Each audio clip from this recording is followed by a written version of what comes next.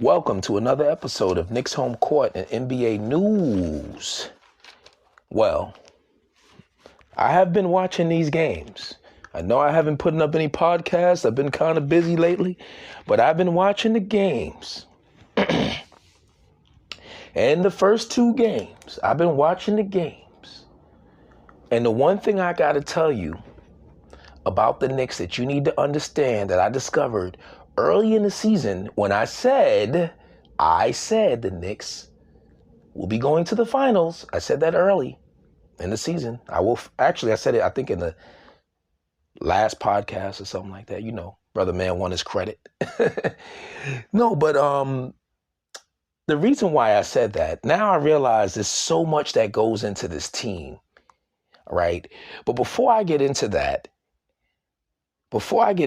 let me just focus on the first two games. I really think the theme of the first two games was rebounding. Basically, offensive rebounds. Now, in the first Knicks game against the Sixers, the Knicks had 23 offensive rebounds. In the second one, I think it was like 12. It was like even. But however, the biggest offensive rebound of the game was Hartenstein. He made the biggest offensive rebound of the game, passed it to Anunoby, and he passed it to DiVincenzo. And they hit the three. And that's how they won the game. Not just, that was the game-winning shot, basically. So basically off of the offensive rebound. So that's why I say the theme. But also the themes of the first two games was Joel Embiid's health. How good, how healthy he was. Well, I'm going to tell you, I got to admit, Joel Embiid is nice, man. Joel Embiid is nice, yo. Some of the shots he hit on one leg, he is a dominant player, man. I got to say, people complain, but he's a dominant player. And I'm not mad that he's hurt, And I mean, I would rather him be healthy, but look, he still dropped 35 or 32 or whatever he did, but his health is a factor. Everybody say he's not getting better. He's probably going to play tonight. I expect a big game out of him right from the jump. I expect Maxey to go hard. I expect their role players to go hard, but that's the preview. Hold up. Let me get back to the review. So basically, I wanted to also talk about something in the first two games. A lot of people are saying that Jalen Brunson is struggling. They're saying Jalen Brunson is struggling. He's missing a lot of shots and stuff like that. Yes, his shooting percentage has suffered. Yes, but let's look at the reason. So if we want to solve Jalen Brunson, we need to look at the reason why he's struggling. All right. First of all, I think Jalen Brunson needs to attack a little earlier before they can get to their pick and roll. Like he literally needs to, right before half court, pick his spot, literally mentally, like I'm going to go there. And then he could probably beat the double team. But another thing that I think that's happening to Jalen Brunson is that he's having a little bit of the James Harden effect. Jalen Brunson is a master at drawing contact, right? And in the regular season, they were calling these fouls. He's still drawing the same contact, but they're not calling the fouls because in the playoffs, they call the game differently. Now, people may, why do they do that? I think they do that because of injuries. You want them healthy in the season, so you call a lot of fouls so you can keep these guys healthy, and then in the playoffs, you let them play. And I think that's why the NBA does it that way. That's just my assumption, though. I don't know. However, what Jalen Brunson has to stop looking for contact. Jalen Brunson has to stop looking for contact and look to score. And he has to go fast. He can't think. He got to pick his spot basically before he gets to half court.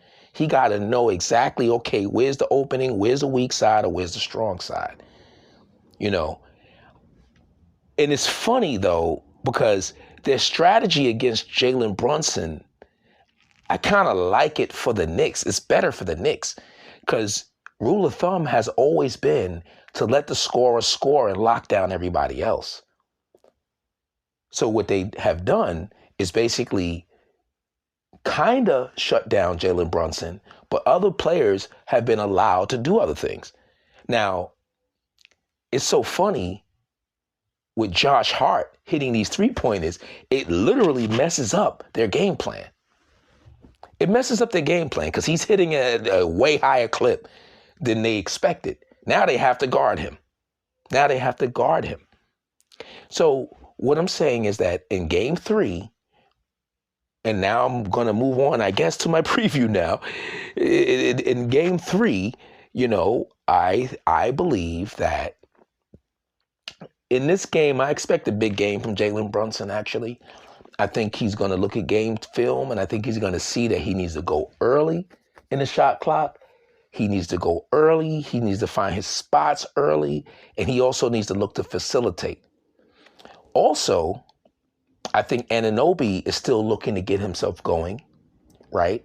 He's still looking to get himself going and things like that. We want to see more from him offensively, just a little bit to help Jalen.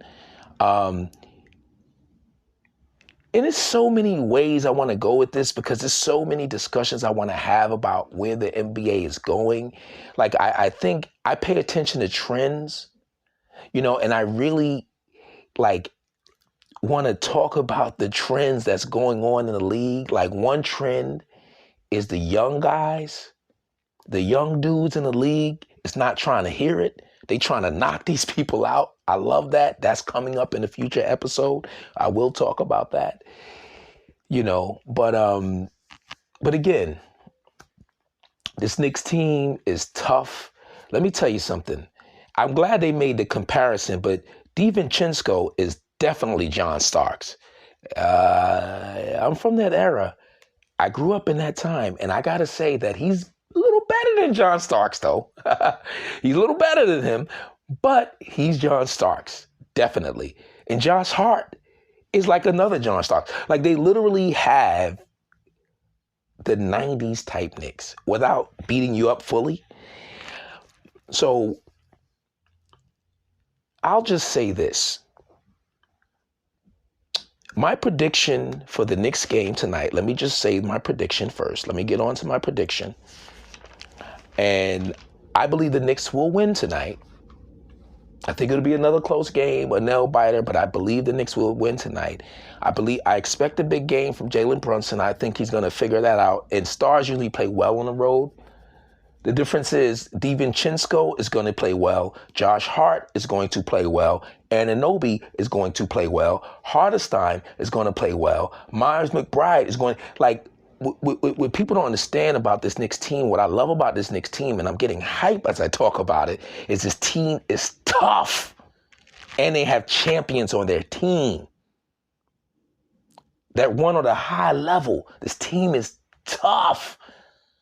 Reason why I'm giving them game 3, this is not the kind of team that rests on their laurels. This is not the kind of team that says, okay, we got the first 2, we can chill. This is not these dudes.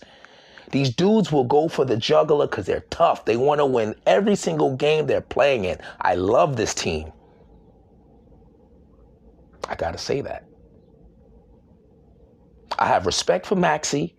He's a great young player. I have respect for Embiid. They're 2 great players. After those 2, they're the 2 best players on the court. Then I'll go with Brunson. But after that,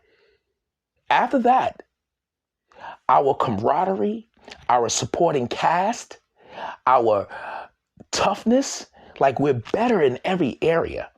Now, because I know I don't make a lot of videos like I would like to because I've been busy, I'm going to just say this, okay? Again, I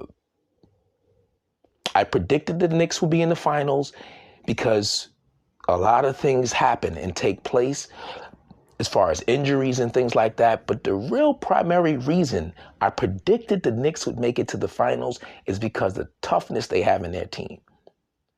They are a tough, defensive-minded team, and they're tough and they're relentless. And why does that matter so much in this era? Because we are in a different era. We're in the era of kindness. We're in the era of softness. We're not, even the NBA players are not used to that kind of tough as nails kind of basketball. Players are not used to that. Keep coming at you. They're not used to that in the NBA today. The Knicks team is a throwback breed. What I mean is, when they're playing in these games against these teams and being physical, it's uncomfortable for these guys. They're getting angry. They're looking for calls. But by the time they figure it out, they're in a battle.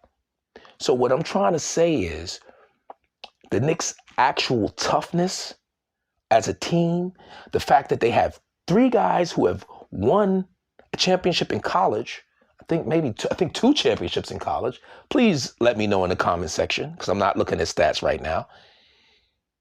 And they've been together this long. You can see the synergy. Now, which leads me to my next topic, and most likely my last topic, but I just wanted to come on here and say a few things and get us hyped for the game tonight. You know what I'm saying? But I just wanted to say that Adam Silver, y'all got to understand, y'all really need to listen to this. Adam Silver, when he first came in as commissioner, what he wanted to do is get rid of the big threes. He wanted, nobody's talking about this, he wanted to get rid of the big threes. That's why he came up with these contracts where one player gets so much money if he stays and loses so much if he leaves. He wanted to make it more about teams, right? So that's why, if you look at it, years ago, a team like Phoenix would be great. They have 3 stars, right? Years ago, what's another team? All those big 3, even the 76ers, they don't have enough of a supporting cast. And if you look at the Celtics, great team. Now, I think they're really great because their great is very high. But after Porzingis, after Brown, after Tatum, you have Derek White, you have Drew Holiday. Now you have a lot of pieces. They do. But they don't, first of all, they don't have the synergy. That's what's really missing from a lot of these teams. Believe it or not, because when crunch time comes, it's like any battle. When you know the man next to you, you know what he's going to do. That counts for something when shit get hype. When the crowd's at 20,000, 30,000 people yelling, where you can't, when your player, he can't even hear what you're saying. The player, when you're speaking, the guy can't hear you, but he knows what you're going to do. That's the Knicks. They don't even have, they can just look at each other. That means something. And what I'm saying is the league now is, think this way. When I look at the Knicks, everybody's talking about the old school Knicks, but actually what I see is the Detroit Pistons. What I see is the Pistons with Chauncey Billups. What I see is that kind of team, rough, defensive team with timely shooting, but tough as nails. I'm telling you, think about it. They got 2 centers who are quality that will mostly start for most teams. They have a hell of a defense. Everybody buys in. They got 2-way players. How many 2-way players the Knicks got, right? You think about that. Your best players are 2-way players. Huh? Josh is a 2-way player. DiVincenzo's a 2-way player. Anunoby's a 2-way player. Right? Brunson's a willing defender. He's not a turnstile. We have all of these. So anyway, I kind of slipped back to the Knicks. That's why it's Knicks home court. But like I said, Adam Silver really wanted to put an end to these super teams. So what I'm realizing, if you look at all the best teams, the ones who are really at the top, if you look at Denver, their team, even though they have a bunch of stars, their big 3 was more developed organically. You know, Jamal Murray is somebody they already had. They traded for Joker. They grew up together, basically, and they kept adding pieces. If you look at the Knicks, that's how the Knicks did it. Inadvertently, they did it right because nobody would come, right? And if you look at all the teams, look at Minnesota. Remember when they first made that trade for Rudy Gobert? I need everybody who said that was the worst trade in history. Where are they? Where are y'all? Y'all not saying nothing now. Okay, I just was curious. I don't love Rudy Gobert, but that turned out to be a good trade. They're doing well. You know what I'm saying? If you look at Oklahoma City with all of their draft picks, They probably was thinking, let's package all these picks and get a star. And now they got this team. Now, they're not going to be able to keep that team together because they have stars on that team that will become stars. But again, the sum of the parts now in the NBA is more important than having one star, two stars. If you look at the Lakers, they have AD and LeBron. Everybody keeps saying, where's that third player? That's BS. You don't need a third player. Look at the Knicks. They don't have a second player, but they have camaraderie. They have a team. They have synergy. Go MF Knicks. I ain't going to curse. My son is here. But anyway, I just wanted to put that out there.